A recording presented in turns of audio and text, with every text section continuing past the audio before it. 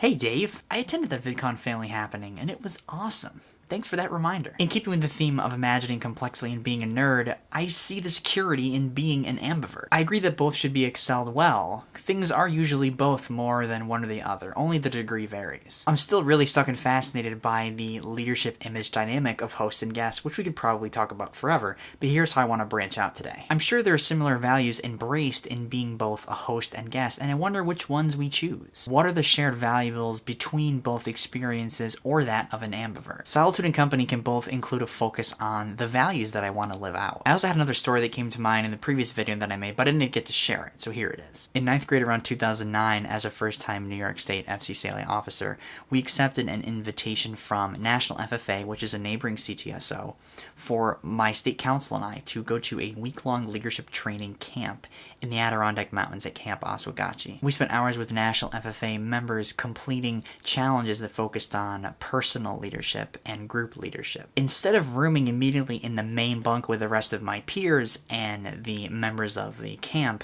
I snagged a single room without really considering the downsides of that choice. I really think I wanted solitude to be able to process all of my thoughts on mission statements and values instead of wanting a more cooperative experience and seeing my other peers' perspectives on it. And honestly, I missed out, and I could have shared and learned a lot from my peers in that experience if I'd made the opposite choice. I don't think I was very open-minded and comfortable with the idea of being a guest to that experience, and I thought that I could only really fuel from solitude. And I also think I felt stuck as a guest, not realizing how I could be a host for others in that experience. Engaging with company drained me and solitude fueled me. That was my choice. And I think this is still somewhat true, yet company fuels me now more than ever because of how much I realize that I can be a committed guest and host for experiences that I choose to create and attend. Serving as a follower to me feels so much more underrated than leadership. It's such an important aspect of self-leadership because change happens drip by drip, not all at once. The main thing that I'm responsible for and that I lead every single day